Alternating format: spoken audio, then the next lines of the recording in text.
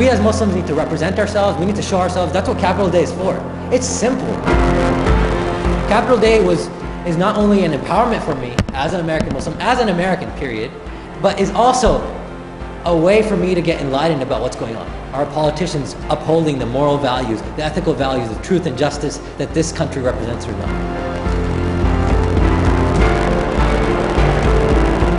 Injustice anywhere is a threat to justice everywhere.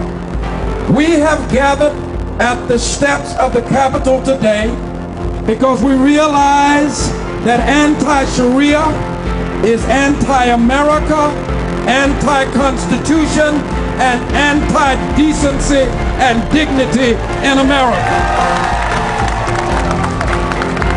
It is xenophobic. It is unfounded fear clothed in garments of respectability. Anti-Sharia is ignorant. It is misguided.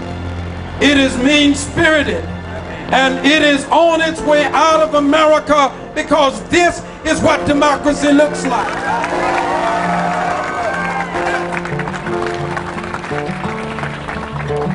There's more to being a patriot than wrapping ourselves in the flag and singing God Bless America. We must safeguard our founding principles, defend our sacred heritage, stand firm on the ground that we've gained. And to all of the senators and representatives who are gathered in the chambers today, we must refuse to bow to the golden idol of political expediency.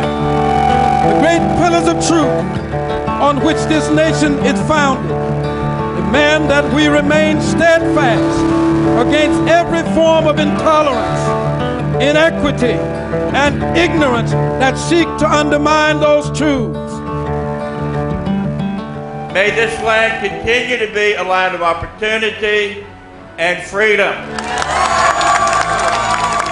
America is a social contract. It's a political contract. You abide by that contract, then you are a true American. You violate that contract and start acting like America is just for a certain people, for a certain type of religion, then you're violating what America stands for. And that's what it means to be un-American. So because we took the initiative to come and we organized and we mobilized and we came collectively with our complaints and with our solutions, I believe it made a difference.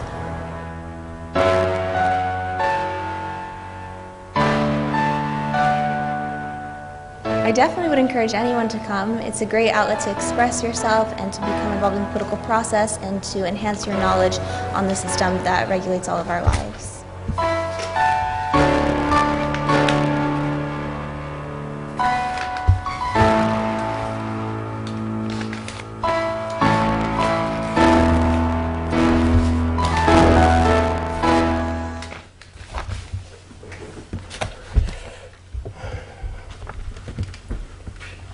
Bismillahirrahmanirrahim. Alhamdulillah Rabbil Alameen. Maliki Yawmiddin. Iyyaka na'budu wa iyyaka nasta'in. Ihdina siratal mustaqim siratal ladzina an'amta 'alaihim ghayril maghdubi 'alaihim waladdallin. Amen. The English transliteration of that is, in the name of Allah, most merciful and compassionate. All praise be to Allah, Lord of worlds, most merciful and compassionate, Lord of their reckoning. You alone we worship, and you alone we seek help. Guide us on the straight way, the way of those you have blessed, and not of those upon whom your wrath, or those who are lost. Okay, right now I'd like to read you the hadith of the day and offer you some explanation or some insight on what this hadith is all about. Okay, the Prophet stated, that's the Prophet Muhammad, may his soul rest in peace, that every Muslim should give charity. He was asked, what if one cannot? He replied, then he should go find work and help himself and others. He was asked, what if one cannot? The Prophet replied, then he should help someone in need. He was asked, what if one cannot?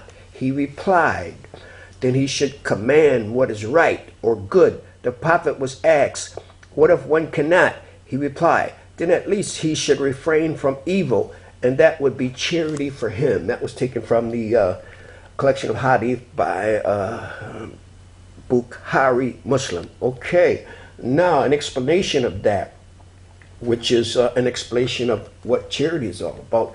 The spirit of charity, volunteerism, and service to others is a hallmark of Islam, and among his greatest teachings, the Prophet never lost an opportunity to convey this message to others, and on this foundation he built a prosperous and charitable society orientated to public service. The Prophet Muhammad exhibited this generous of character in his own life in a marvelous way. Before he became a prophet, he earned the greatest respect and regard from his counterparts by being al-Sadiq, that is the truthful, and al-Amin, that is the trustworthy. People confided in him, went to him to arbitrate differences, sought his advice, and even entrusted their valuables to his safekeeping.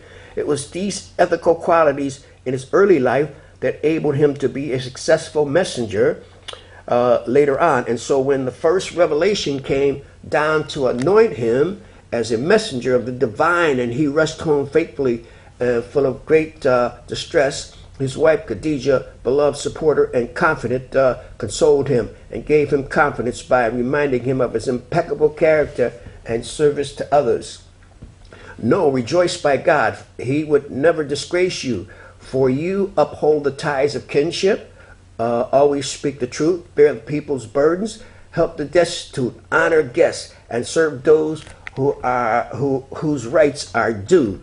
Okay, we're gonna not end this, but we're gonna just set this down, and we're gonna try to get into this hadith at a later time, because we're always pressed for time here at the History, Community, Life, and Diversity of Muslim Americans. Hello, I'm Hasson Rashid, and it's always a great achievement to appear before you, and an excellent experience. So, with that, I welcome you to the History, Community, Life, and Diversity of Muslim Americans in New England with the greetings of peace, the ancient Arabic greetings of peace, and that is Assalamu alaikum. Okay, last week, some of you might realize that we weren't here, but due to some circumstances, to a situation beyond my control, I could not be here. So what we're going to do today, we're going to try to make up for the fact that I wasn't here last week, and we're going to try to combine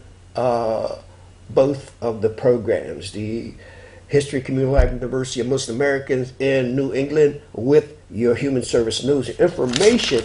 Okay, but first I'd like to start out with to give you a rundown of some of the things that's happening right here at CCTV. As you know, last week, the day I wasn't here, it was the CCTV celebrated the CCTV's 25th anniversary, and I heard it was a great success. Okay. Okay, now today from May 1st to May 25th is the 25 days of free membership. So if you'd like to come over here and get a free membership trial for 25 days, I advise you to come on in CCTV right now. If you have been waiting for a deal, now's the time. Free access membership for Cambridge residents, a $55 value. Bring a friend, and you each get an extra 6 months. Okay, the citizen journalism. You and your neighbors filling the news void in Cambridge, May 4th, 9:30 to 2 p.m. at the Cambridge Public Library. That's May 4th, at 9:30 to 2 p.m. at the Cambridge Public Library. Learn more about citizen journalism as a social justice issue. Hear about the legal issues faced by citizen journalists, and post your own news stories using the tools available to all of us. Everyone is welcome to this celebration of the 5th anniversary of Neighbor Media, co-sponsored by Harvard Berkman Center for Internet, Society Digital Media Law Project, MIT Center for Civic Media, Comparative Media Studies, and the Cambridge Public Library. Okay, on June 14th and August 8th, 6 p.m., There is the youth media program screening. Come and see the works of our talented teens at the end of school year production program in Summer Media Institute. That's June 4th, August 8th. 25 years and 25 weeks. Various times in Channel 8 beginning July 1. Stay tuned to programming from archives. You will be amazed at what we have. 25 years of CCTV, a retrospective in Kareem Aqua's Gallery. That's September 15th to October 27th. A visual history of CCTV from 1988 until today, to today. And then there's the CCTV's Backlot Barbecue coming up. That's on September 25th, 5:30 p.m. And our popular annual event returns with a new twist. Join us at CCTV's Backlot for food from Cambridge. Finest chefs, great music, and good friends. Okay, 24-hour BeLive Marathon. That's October 4th to the 5th. Yes, nonstop BeLive. Sign up for your own slot and in the celebration with our best loving programs. Okay, there's much more going on. So if you're interested in some of these things that you hear me just announcing, I advise you to come on out to CCTV, and we're at 438 Massachusetts Avenue, and the telephone number here is it's 617-401-4004. Okay, so you get in touch with us if you're interested in some of those things that you heard me announcing. Okay, I guess you're wondering what that video was about that we opened the broadcast with. That was the Muslim Capital Day experience. Muslims in Florida, they initiate this event, which is an event where the Muslims hold an annual Capital Day at their state capital. That was the one that they initiated in Florida. So what it is, it's a program to start these Muslim Capital Days all over the United States. In every state capital, they want to install or institute a Muslim Capital Day. So they're working on getting one here in Massachusetts over at the Boston State House. So expect to hear more about that one in the upcoming episodes of History, Community Life of Muslim Americans here in New England. That's Muslim Capital Day. We're working on getting one at the State House or in Boston. Okay. Muslim Aid Serving Humanity. Syria emergency appeal. They're appealing. It's quite an emergency in Syria. An estimated 4 million Syrians are in need of urgent humanitarian assistance. Around 2 million children are reported to be affected by the crisis. A leading international children's charity has said this is causing a collapse in childhood, with the death toll reported to have reached 70,000. International bodies have warned thousands are facing dismal food shortages as food prices have rocketed to unprecedented levels.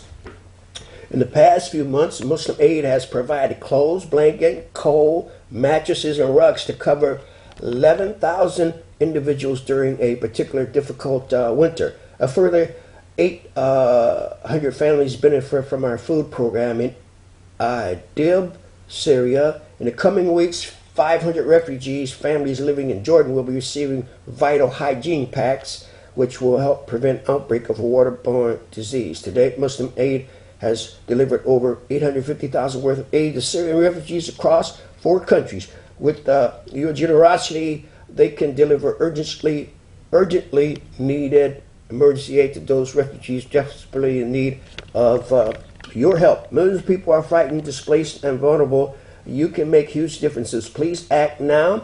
So if you would like more information about that, I advise you to call this number. That's why I always say keep your pen and pads ready when this program is on. That number again is 200-7377-4200. That's a foreign number, 202-7377-4200. Okay, it's a London number, London, England. But if you like information from the horse's mouth, you can check their website out. That's at muslimaid.org. Okay, that's muslimaid.org. Okay. Okay, don't forget now the 50th anniversary of the Islamic Society in North America is coming up, and that's going to be on August 30th to September 2nd. So that's the last event that they're going to close the summer out. So that's the 4th annual ISNA annual convention. Okay, so expect to hear more about that between now and August. We're going to give you more detailed information as the event gets closer. Okay, since we're on the subject of the Islamic Society of North America, ISNA, American Baptist leaders sends letter of encouragement to American Muslim community. Following the bombing of Boston on April 15th, Reverend Dr. A. Roy Medley, General Secretary of American Baptist Churches USA, wrote a letter to Dr. Sayed M. Saeed, a National Director for the Office of Interfaith and Community Alliance at the Islamic Society of North America. Dr. Medley shares his hope for the positive progress of understanding and community that has grown between the people of Islamic and Baptist faith. The first meeting of the National Baptist Muslim Dialogue began in 2009. And this is a letter that was sent. So I'm going to read some of this right now. Okay. I write to encourage you. I know that the bombing in Boston and the recent news linking that horrible action to the two brothers' growing involvement in Islam has been a challenge to all you represent and labor for. I have recalled frequently this past week the dear faces of those with whom we broke bread in Boston just this past fall at the Baptist Muslim Dialogue event, and how much more difficult life must be for them now. Our Christian scriptures tell us to not grow weary in well-being your work for peace, and understanding must not be derailed by those who justify violence and hate by their faith. If anyone, we must redouble our commitment to this holy task, for it is the Spirit of God. Saturday, April 20th, our second regional dialogue between Baptists and Muslims went forward in Kansas City, Kansas, at our seminary there. The report that I have received have highlighted the power of that meeting in the light of the attack on the Boston Marathon. So, my friends, let us be more committed to the task of peacemaking. Let us refuse to allow the power of evil to deter us. Okay? A Baptist named Martin Luther King Jr. declared in the 60s that darkness cannot drive out darkness. Only light can drive out darkness. Hate cannot drive out hate. Only love can drive out hate. That is the conviction that compels us forward in our quest. To quote Christian scriptures again, the very text the president used in his address to the nation, let us run with perseverance the race that is set before us. Assure the Islamic Council of New England of our love and our prayers for them in these days. Let me know how we might encourage our two faith communities in the Boston area to continue good work that they have done. Okay, another note from the Islamic Society of North America. They're saddened by the passing of Reverend Bob Edgar. Okay, the Islamic Society of North America is greatly saddened at the passing of Reverend Bob Edgar, former congressman and past Secretary General of the National Council of Churches of Christ in the U.S. Okay, the NCC is an umbrella organization of Protestants, Anglicans, Orthodox, evangelical, historic African American, and Living Peace churches with 45 million individuals in more than 100,000 local congregations across the nation. When Reverend Edgar first joined the National Council of Churches in 2000, he traveled to Plainsville, Indiana to visit the Islamic Society of North America's headquarters. He forged a strong relationship with Dr. Sayed M. Saeed, the ISNA Secretary General. After 9/11, Reverend Edgar voiced strong and public support for ISNA, fighting back against the negative rhetoric and mistrust expressed towards the American Muslim community. He continues to do so through his 7-year tenure at the NCC, that's the National Council of Christian Churches. He's quite a gentleman. That's ISNA is a saddened by the passing of Dr. Edgar. Okay, we're going to move along here because we're running a little out of time. I want to get to some important announcements that I want to make. Okay, here we go. We have CCTV's own Dr. John Lakiamuzi. He's holding another event for the Christian Faith Ministries for All Nations. Okay, this time they're presenting the Revelation of Grace Conference. That's a Saturday, May 25th, 2013. Stop disappointment from stealing your big dreams. Bring a friend and join us as we hear what God's Word says about the important topic. That's 11 a.m. to 4 p.m. 556. That's 556 Trapelo Road, Belmont, Massachusetts. 02478. That's a free interest in light meals. Host and teacher, Dr. John Lakiamuzi. I know some of you follow him here at CCTV, so I don't have to tell you anything about John. His program and his what he's all about speaks for itself. Okay, the Christian Ministries for All Nation Prayers Networking and Grace Conference is held every last Saturday of the month. Surprise speakers and musical guests from all over the globe. Sessions include praise and worship, testimonies, dance, and teachings from God's Word. That phone number is 206-777-5885. And his email is, if you'd like to drop Dr. John a message, you can email him at lukyAmuzi@AOL.com. That's lukyAmuzi@AOL.com. Okay, he's on the YouTube. He's at the youtube.com/DRJOHNLUKYAMUZI.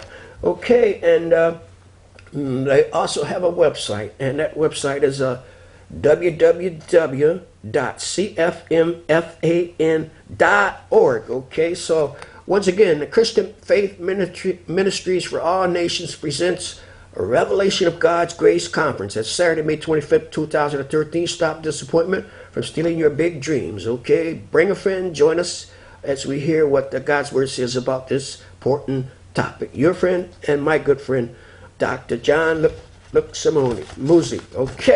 Okay, one more thing. You know about fulfilling the news gap in Cambridge and beyond. Citizen journalism and grassroots media. That's coming up this Saturday, 9:30 to 1:30 p.m. at the Cambridge Public Library, 449 Broadway, Cambridge, Mass. 02139. I want all you to come on out and make this event a great big success. So if you want to RSVP, you do it by calling 617-661-6900 or citizenjournalismforum.eventbrite.com. That's a citizenjournalismforum.eventbrite.com. That's the filling the news gap in Cambridge and beyond. Citizen journalism and grassroots media. May 4th, 9:30 to 1:30 p.m. Cambridge Public Library, 449 Broadway, Cambridge, Mass. 02138. Okay, I got another little thing I'd like to bring to your attention here. If I can locate it in this pile of notices I have here. Okay, one more thing. Now this one is special because it's the last time it's gonna happen. Okay, that's the C2W Farmers Market, and today they're right up the street here at 541 Massachusetts Avenue, former Blockbuster store, next market. Okay, that's May 1st today, and this is their last day. And as you know, it was sort of on the formed or a presentation of winter farmers markets concept, the concept of a winter farmers market. That's a CW2 farmers market, and they're right now. This is the last Wednesday because winter's over with, and they must move on. Okay, but so I advise you, if you're still interested in picking up fresh fruit, produce, fruit, vegetables, etc., etc., you're welcome to go up there. That's 2:30 to 6:30 p.m., 541 Massachusetts Avenue. And today is the last day for those folks up there. Okay, I'm Hasson Rashid, and it's always a great experience being back here with you once again. But as you know, we're always pressed for time here. So until I see you next time, I like to remind you to keep your nose clean and think of God much, okay? We as Muslims need to represent ourselves. We need to show ourselves. That's what Capital Day is for. It's simple. Capital Day is not only an empowerment for me as an American Muslim, as an American, period, but is also a way for me to get enlightened about what's going on. Our politicians upholding the moral values, the ethical values of truth and justice that this country represents or not.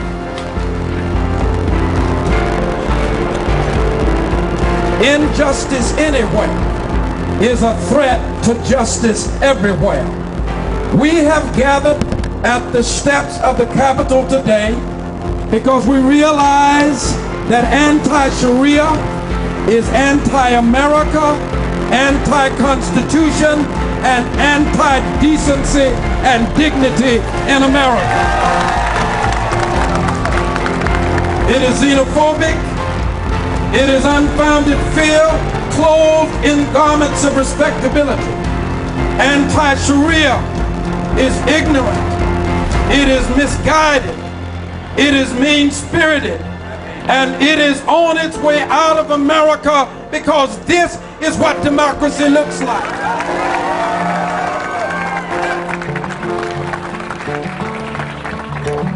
There's more to being a patriot than wrapping ourselves in the flag and singing God Bless America. We must safeguard our founding principles, defend our sacred heritage, stand firm on the ground that we've gained. And to all of the senators and representatives who are gathered in the chambers today, we must refuse to bow to the golden idol of